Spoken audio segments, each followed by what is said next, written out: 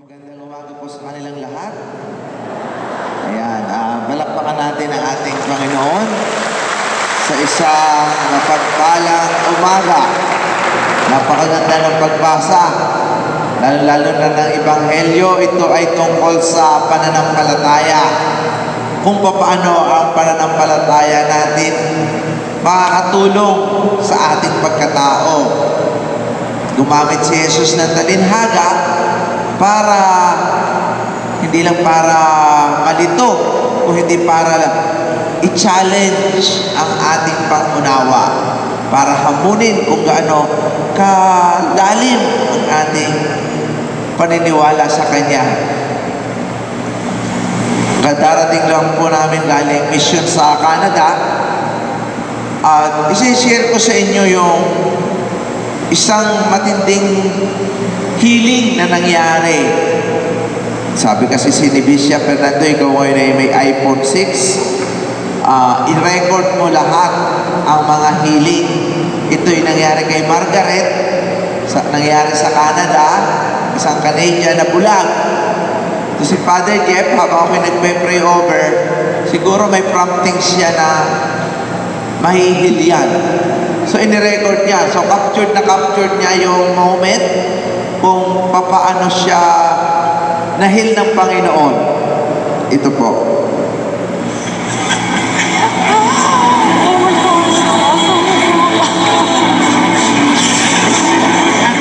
She's blind, able to see.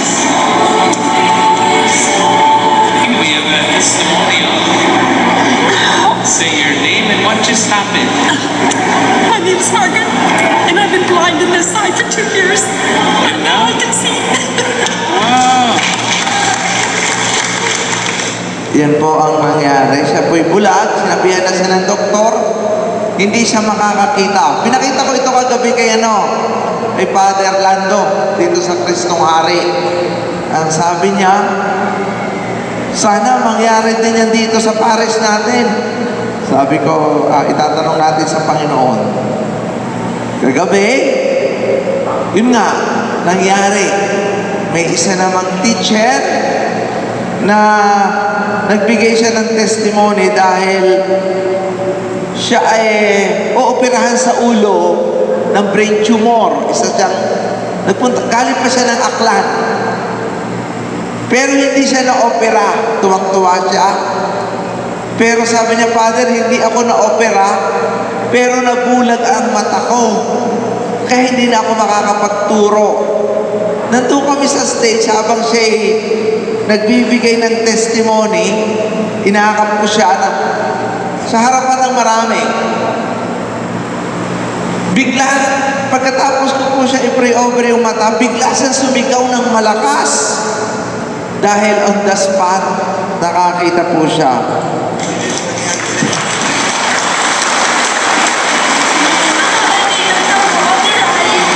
Kasi sabi nila ophthalmologist ko sa Cardinal Santos, wala na po ito. Hindi na makakakita. Opo. Ay ngayon.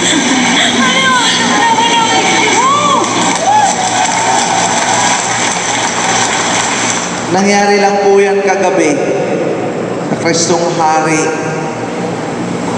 Pagkatapos nun, may isa pa. Sabi niya, Father, bigyan niyo ako ng pagkakataon, gusto ko rin mag-testimony. Ako po ay naka-wheelchair, nabulag dahil sa leukemia.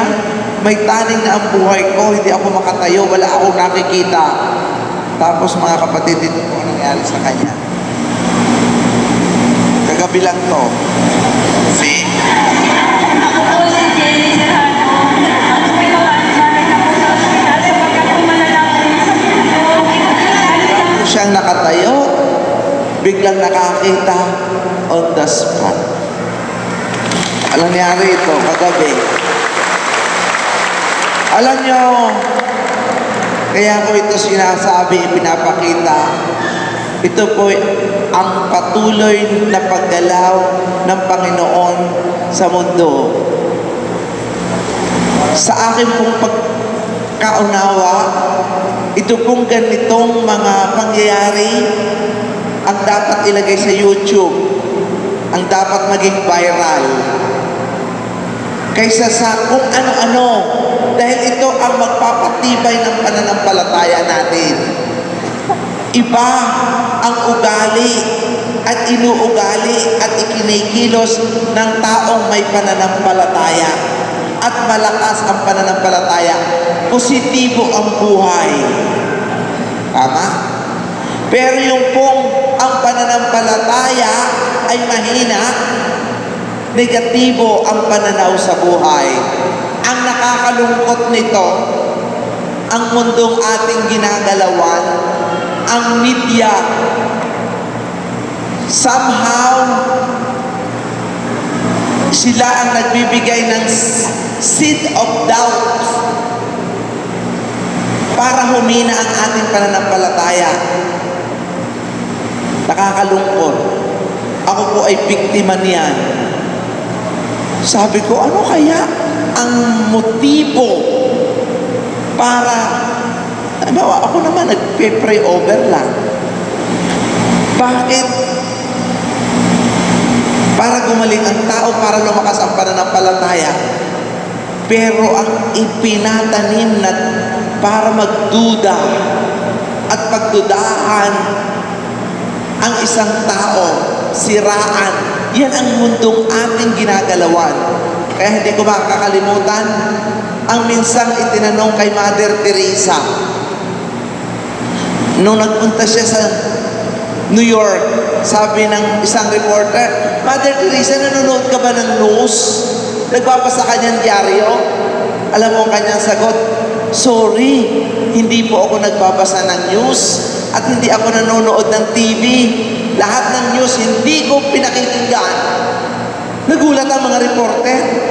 Bakit, Mother Teresa? Alam mo ang sabi niya? Because I want to know the truth. Alam mo, nakakalungkot? We are dictated by the media.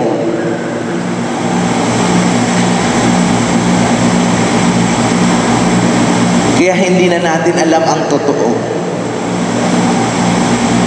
Kung anong sabihin, we fail to verify. Sinasabi ko ito kasi lahat ng masama, lahat ng nakakasakit, lahat na nagpapahina ng pananampalataya, hindi yan galing sa Panginoon. Ano ang galing sa Panginoon? Yung nakakapagpatibay ng pananampalataya na magbibigay sa atin ng malinaw na pananaw. Hindi magkakaroon at magtatanim ng galit sa dibdib at pagdududa.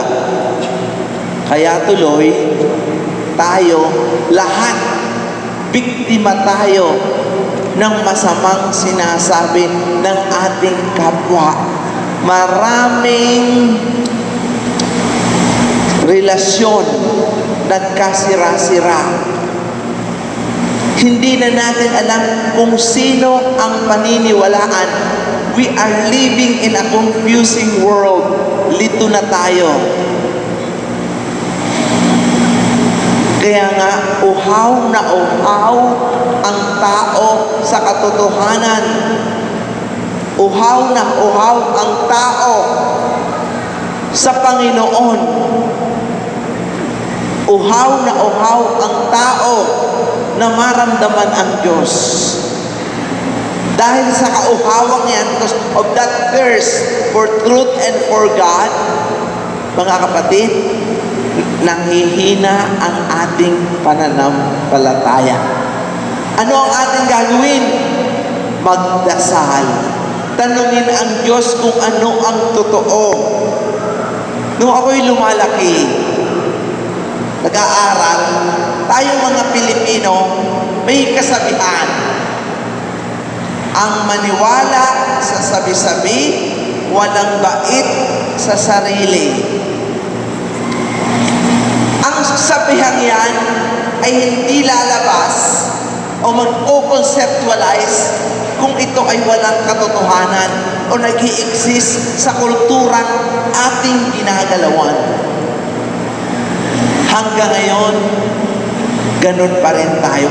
Ano ang dapat natin gawin? Tulad ng sinabi ni Mother Teresa, I want to know the truth. The whole truth and nothing but the truth. Kaya I don't watch the news. I don't listen to any news. And I don't read the newspaper. Beautiful. Ano binabasa niya? Biblia. Ano ang kanyang pinagninilay-nilayan? Ang salita ng Diyos. Ano ang kanyang inaabangan? Ang mensahe ng Panginoon. Tayo naman, bilang mahinang nilalang ng Diyos, ano ang inaabangan natin? Ang chismis. Ano ang inaabangan natin? Ang buhay ng may buhay. Ang sasabihin ng ibang tao. Ako, coming from ordinary family, ang nanay ko, tuwing magagalit sa akin at kami yung pinag-aawayan, dahil saan? Sabi ni ganito, sabi ni ganito, sabi ni ganito. Sabi ko, ano ang sabi ng Panginoon? Ano ang masasabi mo? Hindi tayo pwedeng mag-rely sa sinasabi ng iba. Saan tayo pwedeng mag-rely sa Panginoon? Bakit? Alam mo, nabuo ito sa akin eh. Isang araw, tumawag na naman sa akin si Montulfo. Yung nagsulat sa akin sa dyaryo. At sinabi niya lang sa akin ay, Father, sorry, I am misinformed. Sabi ko sa kanya, that's a very irresponsible journalism. You will write in a national, international newspaper without verifying the truth. Ay nagbabaliktad ang mundo. Ngayon nagkasakit. Ngayon nagkasakit ang kamag-anak. Ngayon nagkasakit ang kaibigan. Oh, Father, baka naman pwedeng i-pray. Sabi ko nga, ang karma, alam kung saan ka nakatira. Karma knows where you live and what is your address. Kaya po mga kapatid, ang itanim natin ay kabutihan. Kung alam natin ito'y hindi makakapagpatibay ng ating pananampalataya, kung alam natin ito'y hindi makakabuti, please do not entertain. Tandaan nyo ito. Sa bawat katotohanan, sa bawat pangyayari, sa bawat sitwasyon, may tinatawag tayong may different phases of truth. Ano ibig sabihin nun? May ibang mukha at anyo parati ang katotohanan. We need to know the other side. Hindi po tayo laging naniniwala lang kung sino ang kaharap natin. Lahat ng sinasabi natin, mayroong other side of the truth. Dahil sino lang ang may the fullness of truth? Ang Panginoon. Kaya napakahalaga na tayo ay lumalapit sa Kanya. Kahapon, nung po ako'y nagmimisa dito sa Kristong Hari, kinakanta namin ang Come Holy Spirit. The whole Mass, doon ako na-touch more than anything. Grabe ang pananampalataya ng tao. Yung mga na-attend ng Healing Mass, hindi lang kayo nahihil physically, but more than anything, spiritually and psychologically. Dito lamang sa simbahang katulad nito, makakarinig tayo ng yung mabuting balita. Hindi po yan yung bagong balita, mga nag-aapaw at nag-iinit na balita. Hindi po yun. Mabuting balita, good news, na magpapatibay ng ating pananampalataya, na ating panghahawakan at paghuhugutan ng lakas. mahirap na po ang buhay na ginagalawan natin. Tuwi po ako nakakakita ng may sakit, ako'y naaawa. Tuwi po akong nakakakita ng may sakit, sabi ko, Panginoon, sana maraming may gift ng healing. Kahapon may natouch ako sa isang nagpapa-pray over. Ayaw niyang umalis matapos mag-pray over. Sabi niya, Father, pwede bang hawakan ko ang kamay mo? Tagal-tagalan mo naman. Sabi ko, gano'ng katagal ang dami pa rin ito naghihintay. Bakit ba tatagalan? Alam mo, sabi niya, kasi Father, yung hawak kong ito sa iyo, dadalhin ko sa pamilya ko na may sakit. Wow! Yun ang pananampalataya. Ang sabi ko sa kanya, samahan mo ng dasal. Sabi, yes, Father. Tumawag po, nag-text, Father, magaling na po ang may anak ko. Dahil nung ako'y umattend ng Mass, nag-text ang asawa ko, nagkukumpulsyon. Nung umuwi ng bahay, naglalaro na ang bata. That is faith. Yung babae kagabi, nasabi niya, isa lang ang hinihiling ko. Ako'y hindi maoperahan dahil kulang ang pera namin. Ibinigay ng Panginoon nung isang buwan. Ngayon naman, sabi niya, Father, hindi nga ako naoperahan. Pero paano ako mabubuhay? Ako isang guro. Ako lang ang inaasahan. I'm a teacher. I cannot teach because I'm now blind. Hindi nga naoperahan dahil yung aking tumor sa brain lumiit pero naapektuhan ang aking mata. Kagabi, on the spot, nakakita. Mga kapatid, buhay ang Diyos.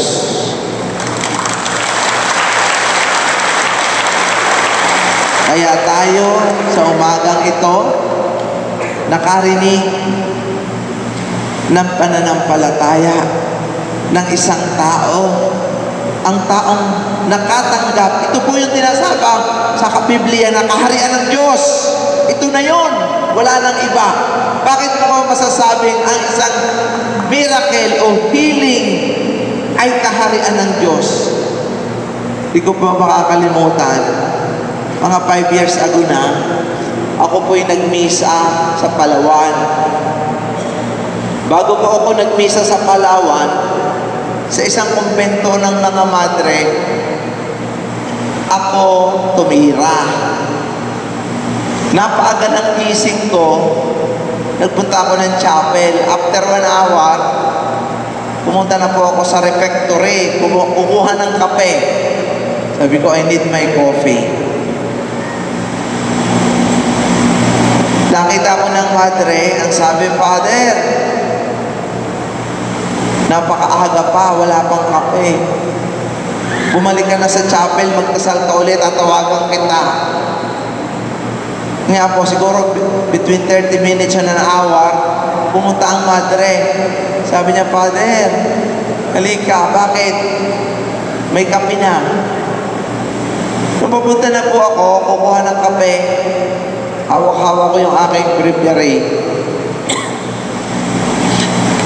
Nakita ko po, ang isa namang madre nagwawalis. Meron siyang dustpan. Binuksan ng madre yung garbage can para ilagay yung nawalis niyang ibong patay. Nung nakita ko ng madre, nagbago ang kanyang isip. Kinuha yung ibon, inilagay sa palad ko. Sabi niya, Father, ito ang patay na ibon, buhayin mo. Paano ba ito? Wala naman ako magawa, pumikit ako. Hinawakan ko yung ibon. Pagmulat ng mata ko, lumipad ang ibon na buhay. Kung yung ibon nabubuhay buhay ng Diyos. Sabi nga sa Biblia, tayo pa. Anyway, kumalat sa buong Palawan yung nangyari. Ganun pala, pag ang babae ang nakakita, kalat sa buong kapuluan. Kaya ang Panginoon, nung namubuhay na maguli, kay Maria Magdalena una nagpakita para kumalat. So kumalat na po sa buong Palawan. Ako yung nagmisa. Hindi ko po ito makakalimutan kasi puno yung gymnasium. Dahil sa puno po yung gymnasium, mayroon palang isang bedridden na late. Hindi na po makapasok. Siguro promptings ng Holy Spirit, ang sabi daw ng bedridden, doon mo ako idalhin sa pinto ng CR. Sabi daw, bakit kaya? So doon naman ka, dinala. Kasi pagkatapos ng misa ni Father, bago yan mag-healing, tiyak, iihi yan. Doon nga po ako pumunta. Pagkatapos naman, naghanap na ako ng CR. Bago ako pumasok ng CR, may nakaharang. Ang sabi sa akin ng bedridden, Father, pag hindi mo ako pinalakad, hindi ka makakapasok sa CR. Aba, ako ihing-ihi na. Sabi ko, sige na nga, hawakan mo yung kamay ko, tumayo ka na. Mga kapatid, bigla pong tumayo at naglakad. Yun ang faith. Ang matindi nito, yung mga nasa unahan, mga lalaking nagdala, umiiyak. So nag-interview ako, bakit ka naman umiiyak? Father, ganun po pala. Ako ang may dala dyan. Kumari ko yan. Ako nagdadala ng pagkain. Ang ganun nararamdaman mo ngayon. Father, bigla na lang tumulo ang luha ko.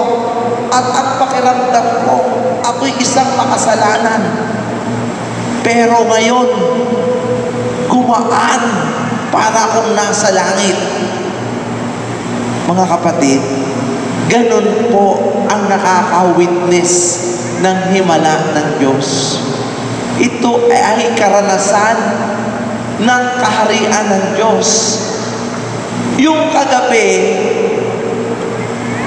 na bigla lang sumigaw ng pagkalakas-lakas. Mabuti na lang hindi hawak ang microphone kasi makatapos pong magbigay ng testimony na nawala yung kanyang tumor, hindi na siya operahan, bigla po siyang sumigaw. Ano nangyari sa iyo? Father, nakakakita na ako. Mga kapatid, yung mga naka-witness, yun ang kaharian ng Diyos na sinasabi sa Biblia ngayon. Kaya mga kapatid, keep that experience with us. Alam nyo, hindi naman perfecto ang buhay.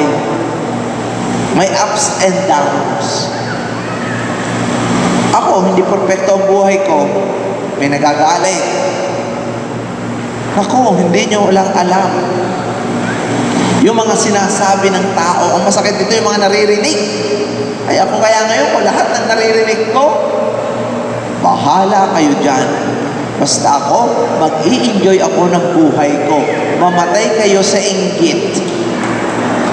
Tama.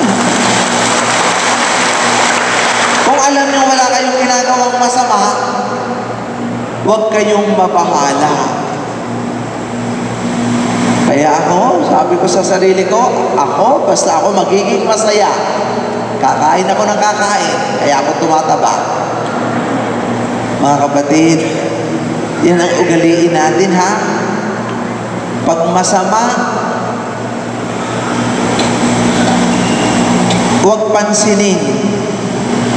Pag masama, nakakasakit ng dibdib, nag-create ng division, huwag entertainin. It is from the devil. Gusto ng mga yan manghina ang pananampalataya natin. Ang ating ating gagawin, ang ating iisipin, ang ating i-entertainin, ay ang magpapatibay sa pananampalataya natin. Yun ay ang mabuting balita. Yun ay ang kabutihan ng Panginoon. Yun ay ang biyaya ng Panginoon. Kaya ang tingnan na lang natin ay kung ano yung maganda, kung ano yung kaaya-aya. Lahat ng pangit, lahat ng masama, lahat ng mabaho, itapo na. Bakit? Maikli lamang ang buhay. Bakit ko i-entertain at titingnan itong mga pangit na ito? Dito naman magaganda, dito ako titingin. Tama. Don't waste your time entertaining, focusing on the negative. This will eat you alive. Kakainin ka niya ng buhay. Ay mayroon namang other side of the coin. There is always other side of life. Doon na lang tayo. Ikaw, bahala ka. Kung gusto mo yung dark, negative side of life, it's up to you. Basta ako, dito ako sa brighter side of life.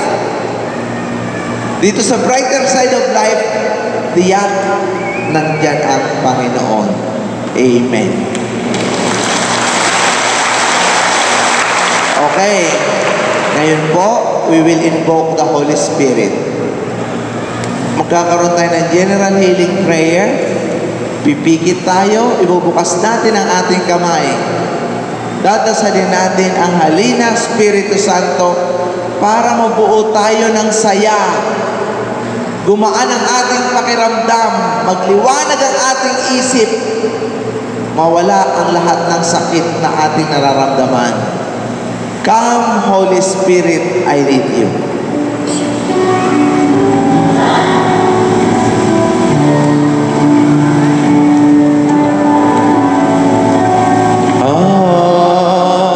Holy Spirit, I need you.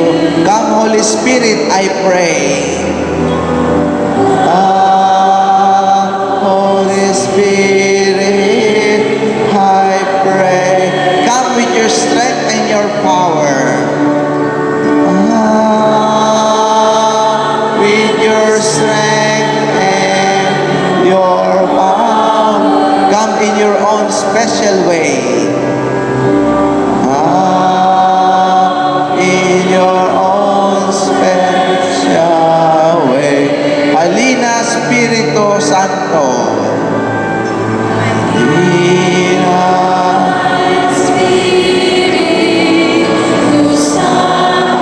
Kinakailangan kita.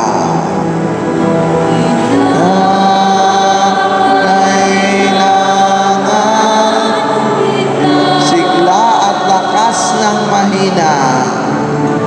Sigla at lakas ng mahina. Pag-asa ka naming lahat. Sama naming lahat. Glory be to the Father. Glory be to the Son. Glory be to the Son. Glory be to the Spirit.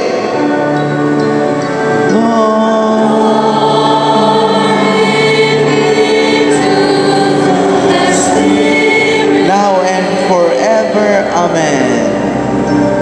Now and forever. Come, Holy Spirit, I need you.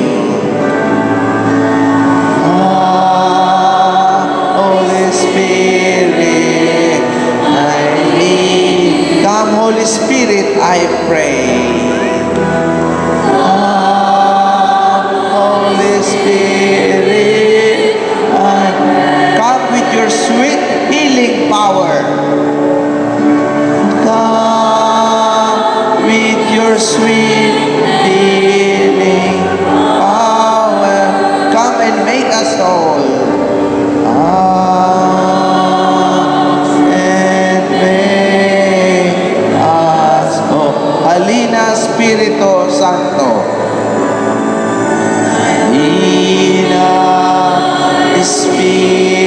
Espiritu Santo, kinakailangan kita. Kinakailangan kita. Sigla at lakas ng mahina.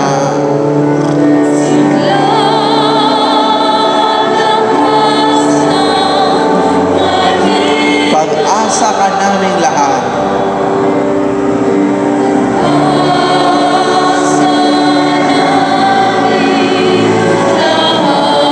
Glory be to the Father.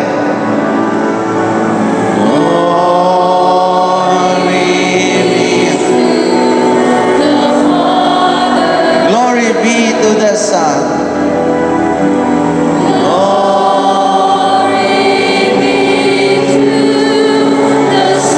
Glory be to the Spirit.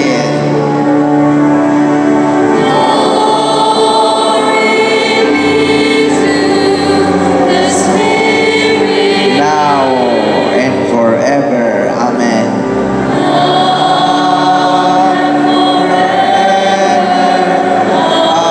Amen. Ngayon mga kapatid, ilagay ninyo ang inyong kamay sa parte ng inyong katawan na may sakit. Ilagay nyo ngayon. Kapagpalang Ama, tinawag mo ang mga taong ito, galing pa sa iba-ibang lugar para makatanggap ng iyong pagpapagaling. Meron dito may leukemia. Nangangailangan ng iyong pagpapagaling, mga may cancer, breast cancer, lung cancer, cervical cancer, prostate cancer, pancreatic cancer. Lord, lahat ng klase ng cancer, pagalingin mo po sila. Touch their head, yung po mga masakit ng ulo. No. Marami dito may tumor. Touch their head, their eyes, malabong mata, may glaucoma, may cataract, may sinus problem. Lord, bless them. Marami po dito, Panginoon, may asthma, may heart ailment, may chemotherapy, nagdadialysis, may kidney problems, may diabetes, may skin problem, hindi magkaanak, scoliosis, arthritis, may gout.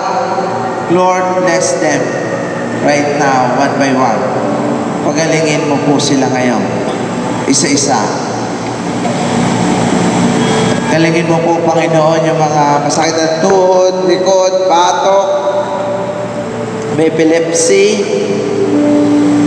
may heart ailments, may laryngitis, may tinnitus, may vertigo, di makalakad na stroke. Basbasan mo po lahat ng may sakit. May hydrocephalus. Bless him right now. Lahat ng may sakit na nandito ngayon. As we ask the intercession of the Blessed Virgin Mary, as we pray, Hail Mary,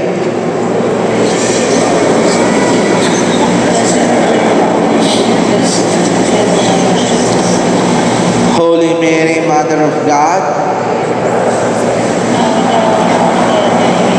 mapagpalang Ama, bendisyonan mo rin po ang aming Santo Papa, aming obispo, mga kaparian, mga Vincentians, missionaries of Mary, Mother of the Poor, benefactors, seminarians, and volunteers, lahat ng Vincentian community, Lord, for the increase of vocation, priestly, and religious life, at lahat ng mga naghihirap, Panginoon, lalo-lalo na yung may depression.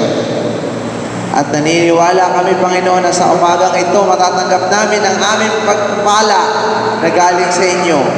Sapagkat hinihiling namin ang lahat ng ito sa pamamagitan ni Jesucristo na aming Panginoon. Amen. Sa ngalan ng Ama at ng Anak at ng Espiritu Santo, palakpakan natin ang ating Panginoon. At tayo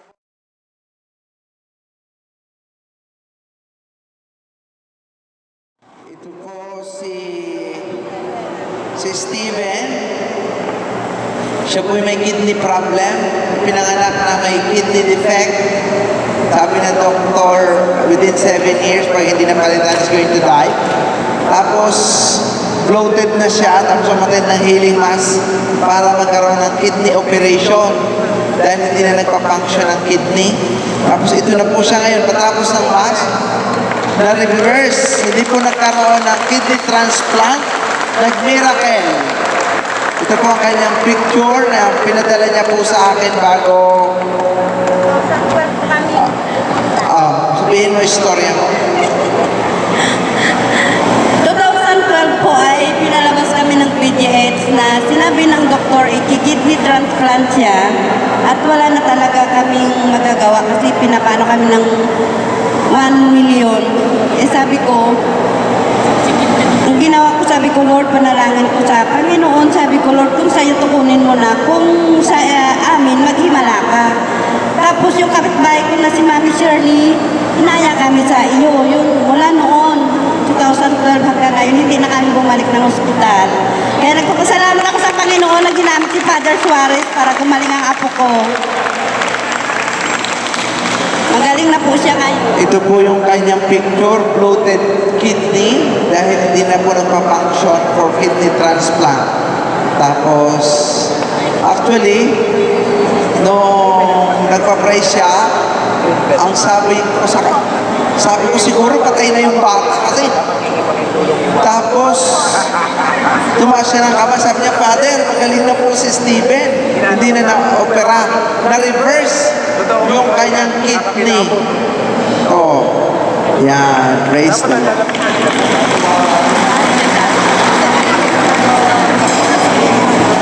Yung